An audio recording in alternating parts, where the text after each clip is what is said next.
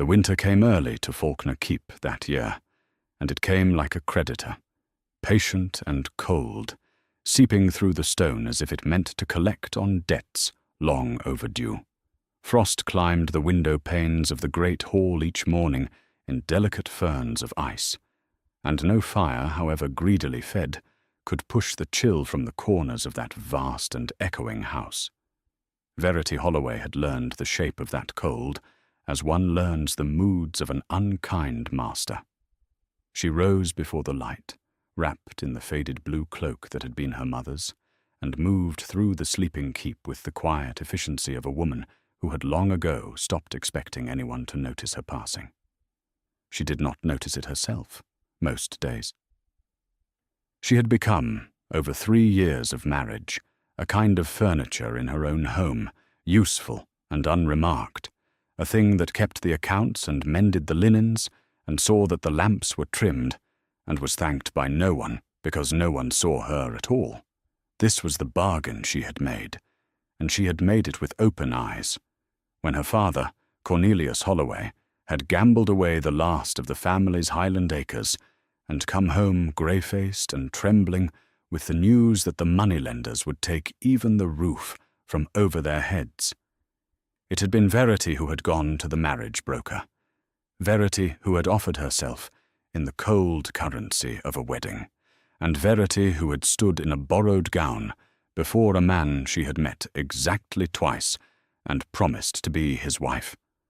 Roderick, Duke of Aldermore, had needed a wife. He had said as much, plainly, across the width of a mahogany table, his voice flat as slate. He needed an heir, he had said, and a woman of good blood who would not embarrass him, and in exchange her father's debts would be settled and the Holloway name kept from ruin. She had agreed. It had seemed at the time a fair exchange of nothing for nothing, for she had no illusions about love, and he had made it clear he offered none.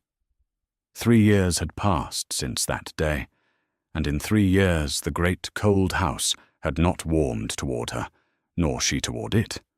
But she had done her part. She had learned every corridor and every failing chimney, had reduced the household's ruinous spending, had won the grudging respect of the servants through fairness and patient work, and had made herself indispensable in 100 small ways that a proud man might never trouble to see. What she had not done was give him an heir. Month after month the hope had failed, and month after month the silence between them had grown colder and harder, until it had the density of the keep's own stone. Roderick Aldermore was not a cruel man in the ordinary way. He did not strike her, did not rage, did not spend his fortune on other women in the sight of the county. He was worse than cruel. He was absent. He looked through her at dinner as though she were a pane of glass, and when he spoke to her at all, it was to inquire after some matter of the estate, and his eyes, dark and heavy-lidded and rimmed always with exhaustion, never rested on her face for longer than duty required. He carried something she had come to understand, some weight she could not name, and he carried it alone into the north wing, where no one but his own valet was permitted to go, and he came out of that wing greyer and more silent than he had gone in. She had wondered, in her first year, whether it was a secret shame, a madness in the blood, a hidden vice. She had stopped wondering. Wondering, like weeping, was a currency she could no longer afford to spend. On the morning that everything changed, the frost was thick, and the sky over the moor was the colour of pewter, and Verity had risen as always, and gone down to the kitchens to see that the bread was set and the fires laid. She wore the grey dress that day, the plain one of coarse wool with the mended cuff, because it was warm and because she had long since ceased dressing for anyone's eyes. Old Tamsin, the cook who had served the house for 40 years and had buried 2 dukes already, was kneading dough with her red raw hands and muttering, as she always did, about the state of the world. Tamsin was the only soul in that keep who spoke to Verity as if she were a person and not a fixture, and Tamsin's blunt tongue had been, more than once, the only warmth Verity had known through a long winter. "You look half a ghost this morning, Your Grace," the old woman said, without looking up. "Whiter than that flower. He keep you up with his pacing again?" Verity said nothing, only took up a cloth and began to wipe down the great scrubbed table, but Tamsin was not to be silenced. "There's talk in the servants' hall," she went on, lowering her voice, "that his cousins come up from the south. That Sabine creature. Arrived last night in a carriage with 4 horses and more trunks than a man could count." At that, Verity's hands went still on the cloth. Sabine de Vere. She had heard the name before, spoken always in the hushed and reverent tones the household reserved for beauty and money, and the reckless confidence of people who had never in their lives been told no. She had never met the woman, but she had felt her shadow across the correspondence and the ledgers, a distant cousin of the Duke's mother's line, forever short of funds, and forever hinting at some closer claim upon the family fortune. That she had come now, uninvited in the dead of winter, was a thing to note. Verity folded the cloth and set it down, and something in the base of her spine grew cold that had nothing to do with the frost. She learned the true purpose of Sabine's visit, not from the woman herself, nor from her husband, but by accident, in the way she learned most things, through a door left ajar and a conversation not meant for her ears. She had gone to the library that afternoon, the one room in all that dead house that she had made her own, for it had been abandoned and neglected when she came, its shelves furred with dust, its windows shuttered against a light no one wished to let in. Over 3 years she had brought it back to life, one careful hour at a time. She had polished the wood until it glowed, mended the broken spines, opened the shutters to the pale moor light, and set a small chair by the hearth where she might sit in the evenings with a book and pretend, for an hour, that the vast, cold keep held some corner that was hers. She was reaching for a volume of poems when she heard the voices from the study beyond, and the study door was open a hand's width, and the voices came through clear and careless as the voices of people who believe themselves alone. "You cannot mean to go on with it, Roderick," said a woman's voice, low and rich and amused, a voice like warmed honey. 3 years and no child. The physicians have told you plainly. She is barren. It is not a question of patience any longer. It is a question of the succession, of the name, of everything your father built. There was a pause, and then her husband's voice, flat and tired. "It is not so simple, Sabine." "It is exactly so simple," the honeyed voice returned. "You require an heir. She cannot give you one. The law provides for this. A quiet annulment, a settlement to send her back to whatever draughty hovel she came from, and you are free. Free to make a proper marriage. Free to secure the line. I need hardly remind you that there are women of our own blood who would understand the burden you carry, who would share it rather than skulking about with account books and looking at you like a whipped dog." Verity stood very still, her hand on the cold spine of the book, and she counted her heartbeats the way she had taught herself to do when a blow was coming. 1 second, 2 seconds, 3. She did not move. She did not breathe loudly. She waited for her husband to say something, anything that might weigh against the honeyed poison, and the silence stretched, and in the silence she understood that no defense was coming. When at last he spoke, his voice was not cruel. It was worse. It was resigned. "I will speak to her," he said, and Verity set the book back upon the shelf, very gently, so that it made no sound, and she walked out of the library and up to her cold room and sat on the edge of the bed with her hands folded in her lap. And she did not weep, because she had promised herself, long ago, that she never would. He came to her that evening, as she had known he would, and he found her in the small parlour she used, sitting with her mending by the meagre fire. She did not rise. She had risen for him faithfully for 3 years, and it had earned her nothing, and tonight she was too tired for pretense. He stood in the doorway a moment, filling it, a tall, grim shape in dark clothes with his dark, tired eyes, and then he came in and stood by the window and looked out at the black moor rather than at her. "Verity?" he said. "Yes," she answered, and kept her needle moving. "There is a matter I must put to you. It is not easily said." "Then say it plainly," she told him, still sewing. "I have found that plain things are the least painful in the end."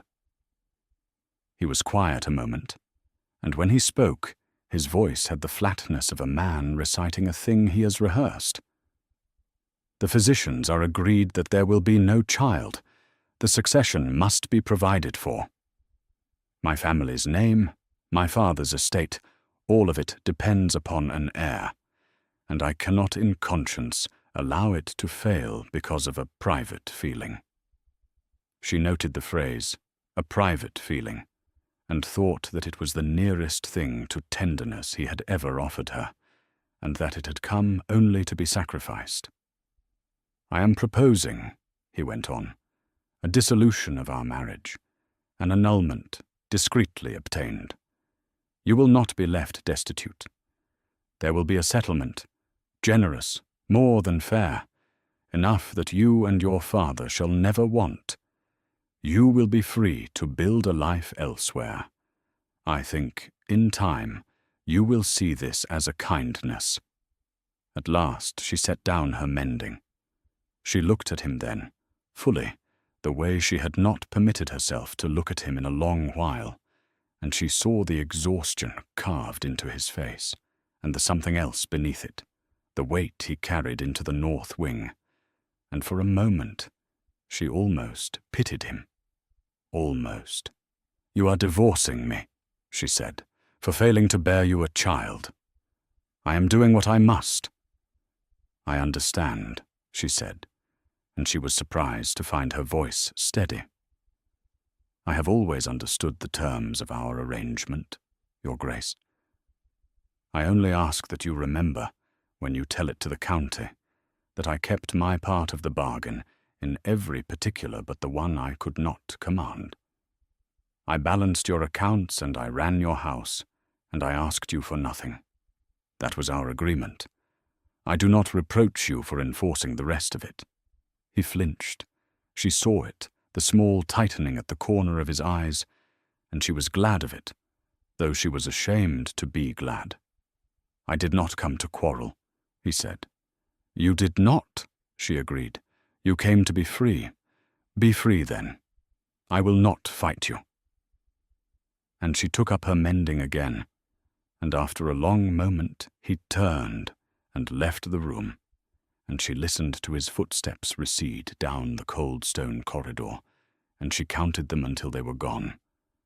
But he had scarcely gone when there came another footstep in the passage, quick and light and urgent, and a knock at her parlour door, and before she could answer it, the door opened upon a small, stooped figure she knew well.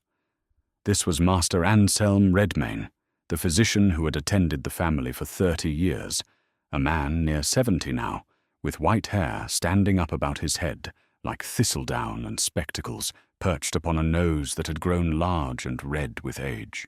He had a kind face and shrewd eyes, and he had always, in the little dealings they had had, treated Verity with a courtesy that the rest of the household withheld. He was breathing hard, as though he had climbed the stairs too fast for his years, and in his hand he clutched a leather folder of papers, and his face was a study of agitation. "Your Grace," he said, and then, catching his breath. "Forgive me. I know the hour is late, but I have only just learned what is being decided in this house, and I would not, hold my peace another day. Where is he? Where is the Duke?" Verity rose slowly, for something in the old man's manner had set her heart to a strange, quick beating. "He has just left me," she said. "Master Redmayne, what is the matter? You look as though the house were afire." "The house has been afire for 3 years," the old physician said grimly, "and I have said nothing, being bound by a promise I ought never to have made. But I will not stand by and watch a good woman put out into the snow for a fault that is not hers, not when I hold the truth of it here in my hand." And he lifted the leather folder, and his old hand shook. "Come with me," he said. "Both of you must hear this together, and hear it now, for I have carried it too long." To understand what the old physician carried, and why it shook him so, one must leave for a moment the cold parlour and the trembling old man, and go back into the mind of Roderick Aldermore himself, for the Duke was not the unfeeling stone that the county believed him. He had made himself into stone, deliberately, and over many years, because stone doesn't bleed. When he was 23, his young wife had died.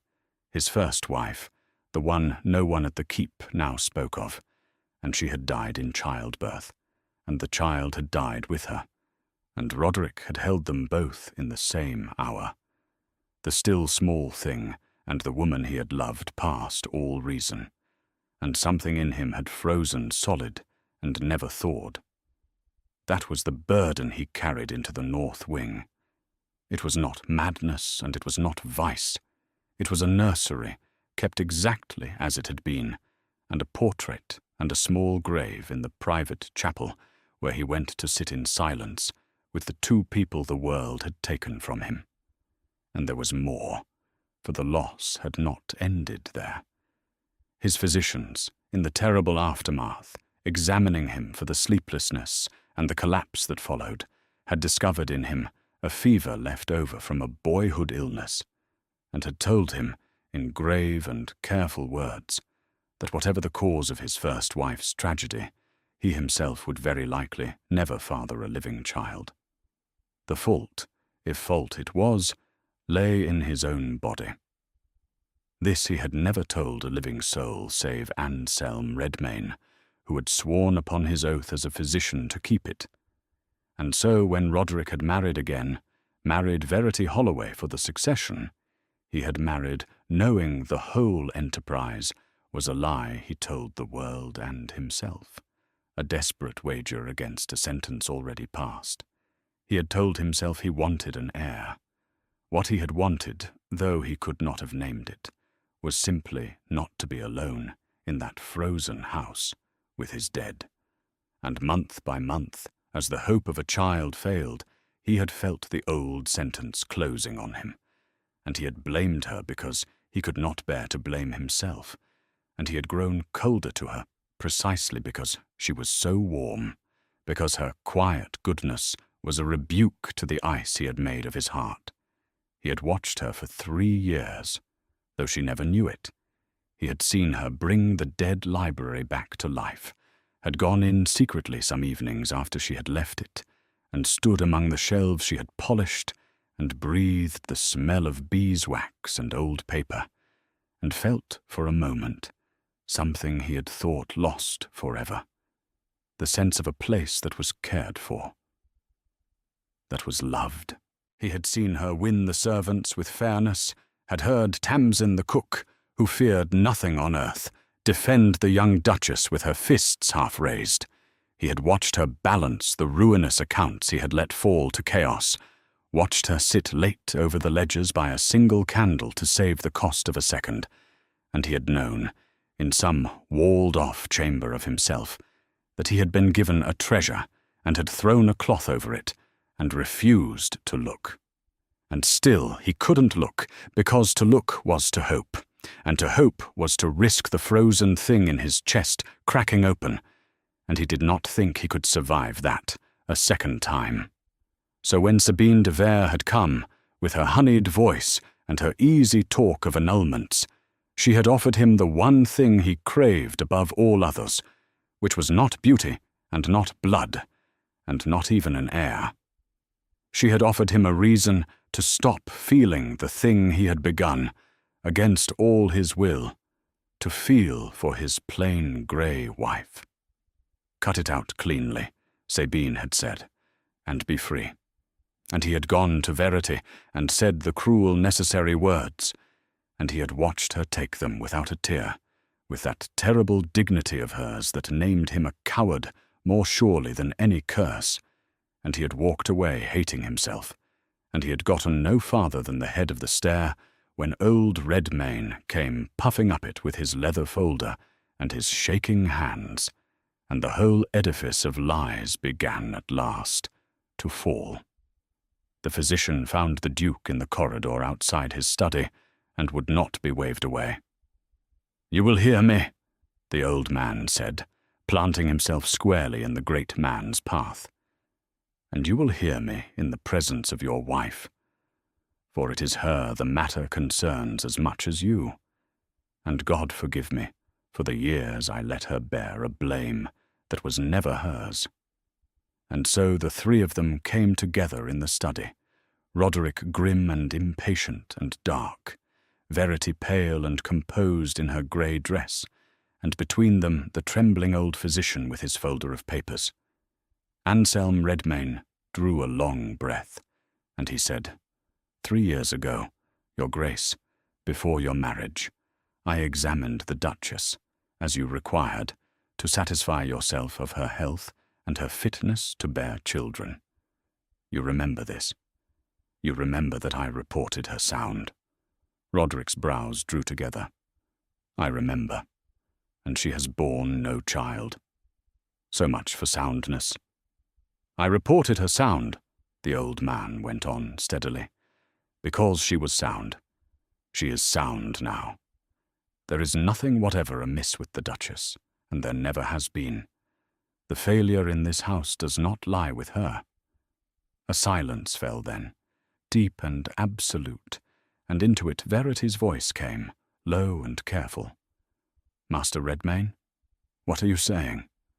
The old physician turned to her, and his eyes were wet behind the smudged spectacles. "I am saying, child, that the fault is not yours and never was, and that I have known it these 3 years and been bound by an oath from speaking it, and that I can be silent no longer while they turn you out of doors for a barrenness that is a lie." He turned back to the Duke, and his voice hardened. "You know of what I speak, Roderick.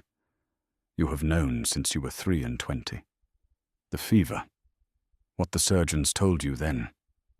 I kept your secret, as I swore I would, though it near broke my conscience. But I will not watch you brand this good woman with your own affliction and cast her out for it. There will be no child of this marriage. There was never going to be.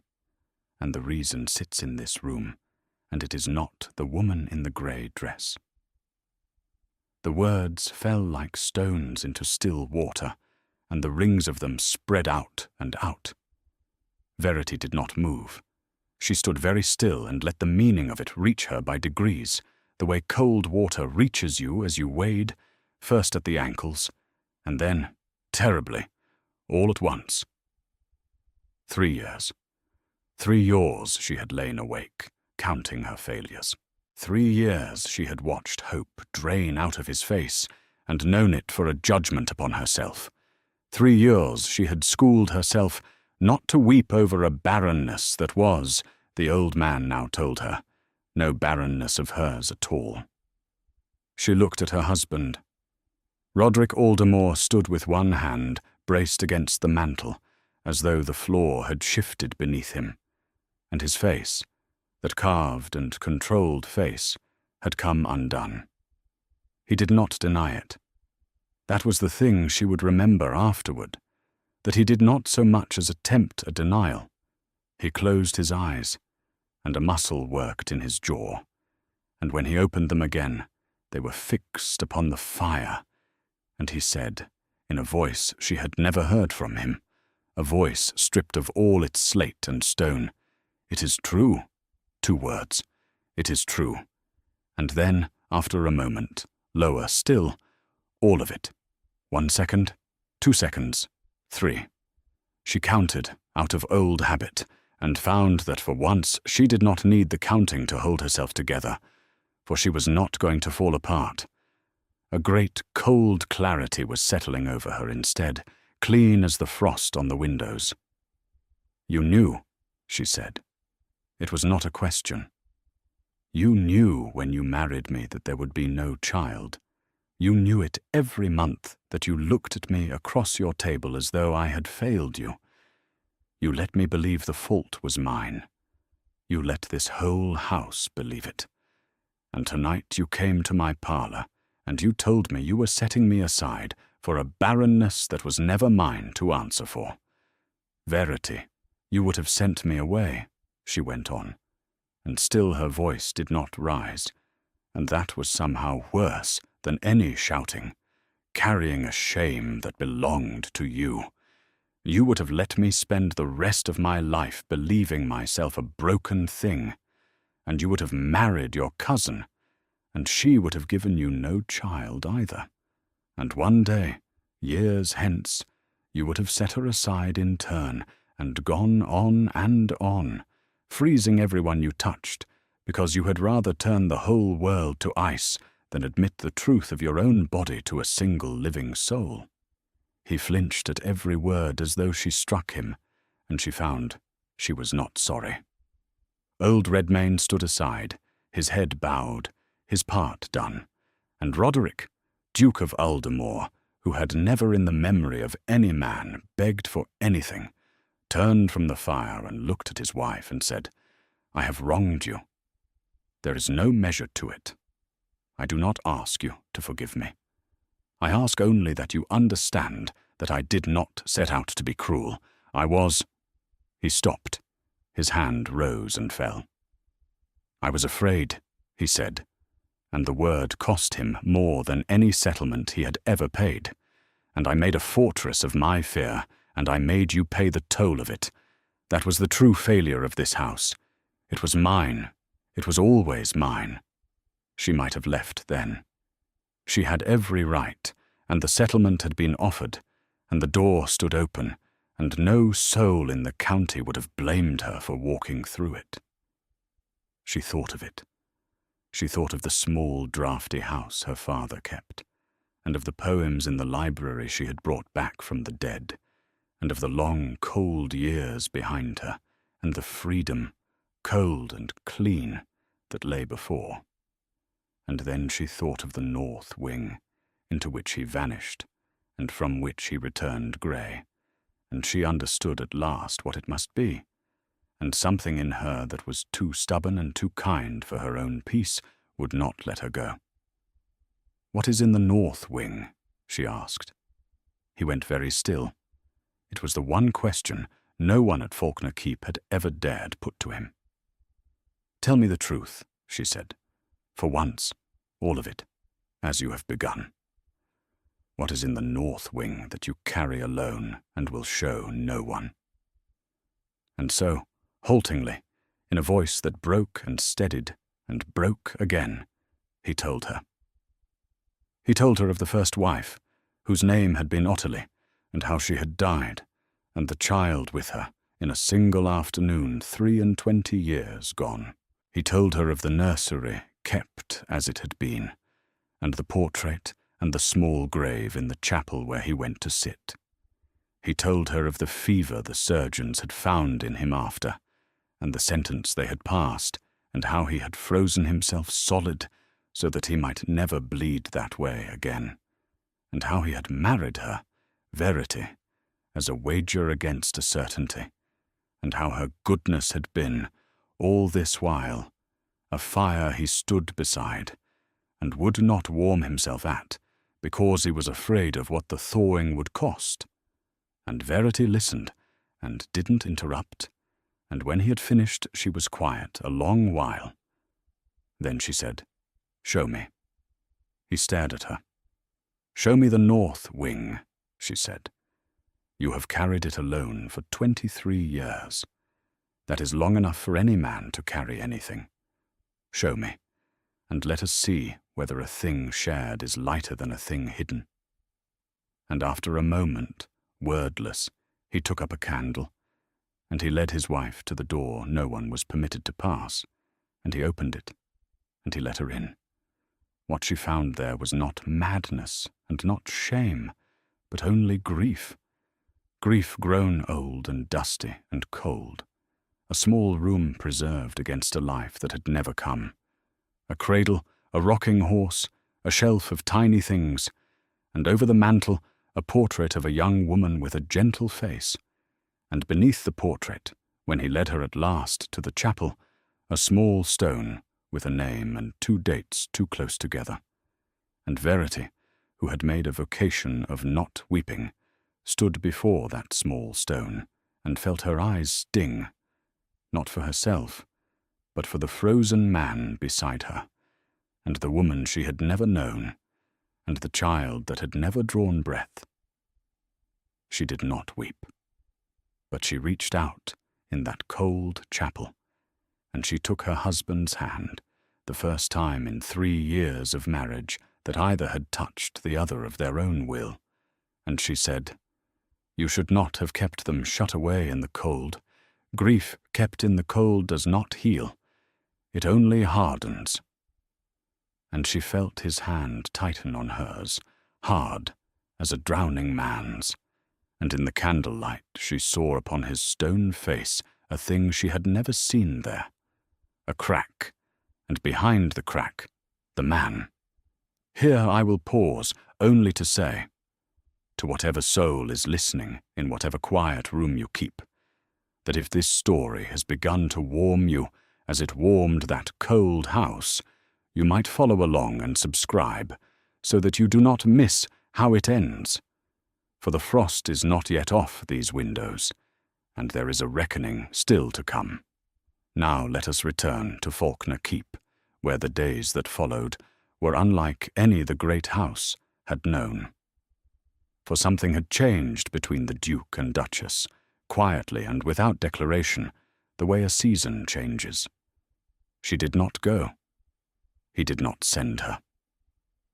The matter of the annulment was not spoken of again, and when Sabine de Vere pressed him upon it, gliding into his study with her honeyed voice and her 4 horses and her trunks, he told her, flatly, that the matter was closed. But Sabine de Vere had not come all the way north in the dead of winter to be told that a matter was closed. She had come to be a duchess, and she was not a woman who surrendered a prize because a man had grown suddenly and inconveniently attached to the plain little creature he had married. She did not rage.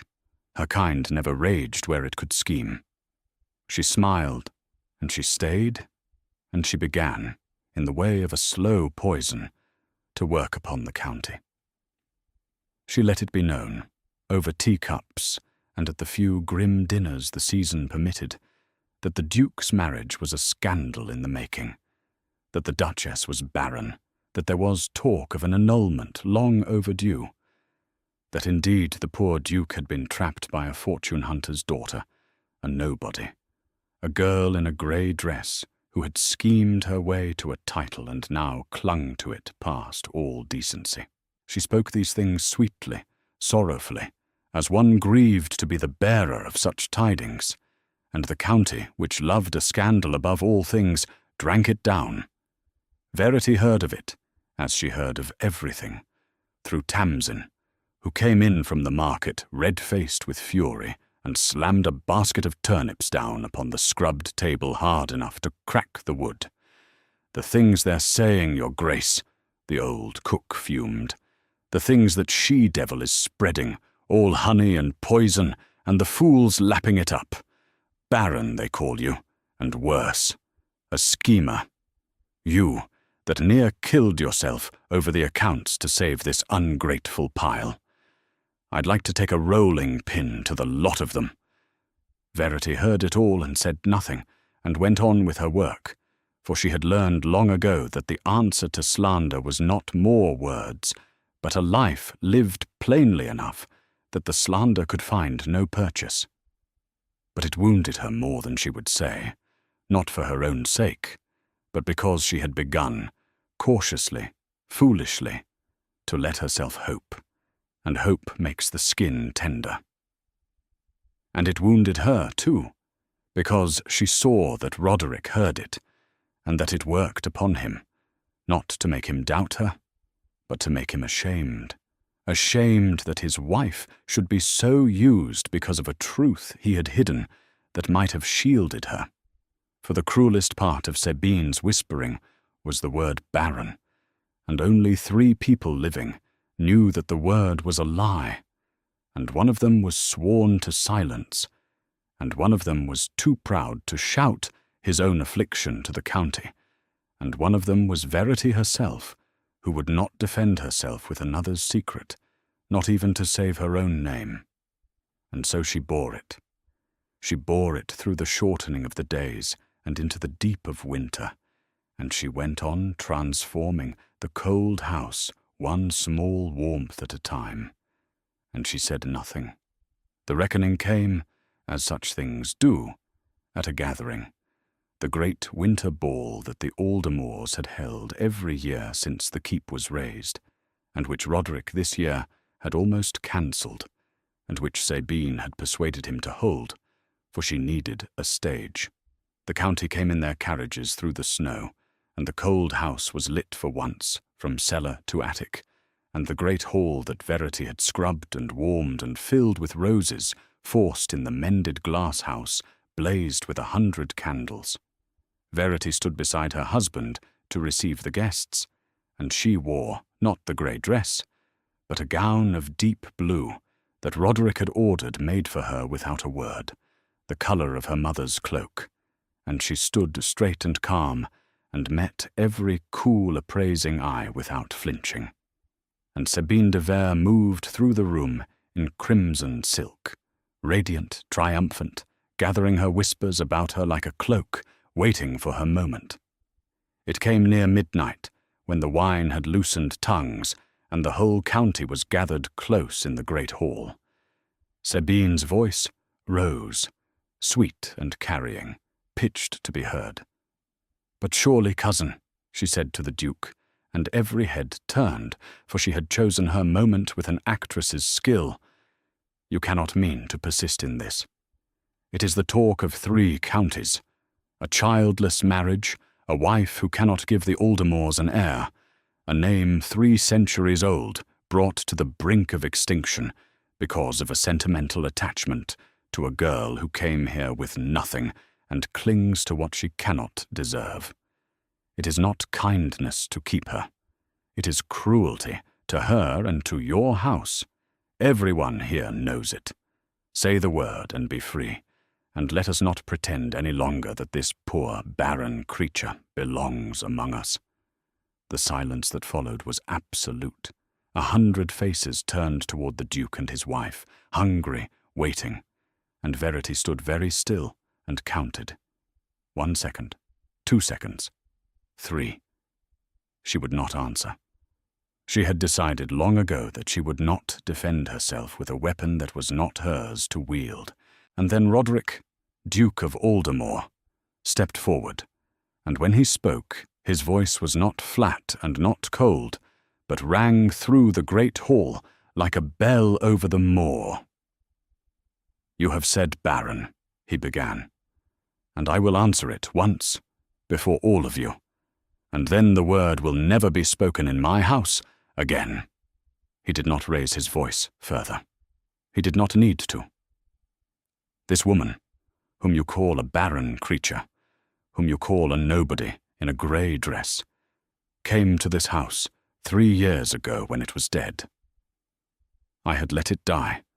The library was shut, the accounts were ruin, the servants were unpaid and afraid, and I sat in the dark and let it all fall to pieces, because I had frozen my own heart and cared for nothing. And she came, and she did not complain, and she did not weep, and she did not ask me for one single thing. She balanced my ruined accounts by the light of a single candle to spare the cost of a second. She won the loyalty of every soul who serves this house by being fair to them, which is more than I ever was. She brought the library back from the dead with her own hands. She kept my father's name from disgrace. And in all that time, I gave her nothing. Not warmth, not kindness, not so much as a word of thanks. And she asked for none. He turned then slowly to face Sabine, and his voice dropped, and it was terrible in its quiet. You say she cannot give this house an heir. You are right. There will be no child of this marriage. But hear me now, all of you, for I will say this once and then be done. The fault is not hers. It was never hers. It is mine. The affliction is in my own body, and has been since I was a young man, and I have known it every day of this marriage, and I let her bear the shame of it, because I was a coward and could not speak the truth. She has known the truth these 3 weeks, and could have saved herself with a single word, could have flung my secret to all of you, and walked out with her name unstained. And she did not, because she is a better soul than any in this room, and by God than I have ever been. A gasp went through the hall. Sabine's face had gone white beneath its paint. You would shame yourself, she breathed, before the whole county. I would tell the truth, Roderick said, which I haven't done in 23 years, and I find it costs less than I feared. You came to my house to make yourself its mistress by tearing down the woman who already was. You spread poison and called it sorrow. You named my wife Baron, and a schemer, and a nobody, and every word of it was a lie, and you knew it, or would have known it had you troubled to look past a plain dress to the woman inside it. I did the same for 3 years, and it is the great shame of my life. I will not compound it. He crossed the hall then, past the frozen guests, and he came to Verity, and he took her hand before them all, and he raised his voice one final time. This is Verity, Duchess of Aldermore, my wife. She is the truest and the kindest and the most steadfast person I have ever known, and I did not deserve her, and I mean to spend the rest of my life trying to. There will be no heir of my blood. Let the name pass to the cousins then, or let it end. I care nothing for it. A name is stone, and stone doesn't love you back, and I have lived in a house of stone long enough. I choose her. I choose her before all of you, and before God, and I would choose her 1,000 times again. And into the ringing silence, Sabine de Vere gathered up her crimson skirts, and her mouth worked, and no honey came, only a small, strangled sound, and she turned and fled the hall, and the 4 horses were called for before the dawn, and she was gone from Falkner Keep, and from that county forever, pitied at last more than she was feared, undone by her own overreaching tongue. 1 year later, the winter came again to Falkner Keep, but it did not come like a creditor. It came like an old acquaintance, and it found the doors shut fast against it, and the fires banked high, and it could not get its cold fingers into the warm heart of the house. The library was full of light. The great hall smelled of roses even in the snow, for the glass house had been rebuilt in full, and the long, lonely table in the dining room had been shortened at Verity's quiet direction, until it was a table 2 people might sit at, and reach across and touch hands. In the north wing the nursery had been opened, and the shutters flung wide, and the little grave in the chapel kept fresh flowers now, brought by 2 hands instead of 1, and the grief that had frozen there for 23 years had, in the warmth, begun at last to soften into something a man could live beside. There was no child, and there would be none, and the house had made its peace with that, for it had learned that a home is not made by the children in it, but by the love, and there was love enough in Faulkner Keep now to warm 10 houses. Roderick Aldermore came in from the cold one evening, stamping the snow from his boots, and found his wife by the library fire with a book of poems, and she looked up, and there came upon her face a look that was not quite a smile, the almost, the near smile she gave only to him, and he crossed the room and sat beside her, and he did not look through her as though she were glass. He looked at her as though she were the only warm and solid thing in all the cold world, which to him she was. And she reached out and took his hand, and they sat together in the light of the fire in the house that had, at last, found its heart. Thank you for sitting by this fire with me to the very end, and I would love to know, wherever in the world you are listening from, what city holds you tonight, and whether Verity's quiet strength and Roderick's hard-won Thor stirred something in your own heart, so please tell me in the comments. And if this story warmed you, do subscribe and stay a while, for there are more tales like this one waiting to be told.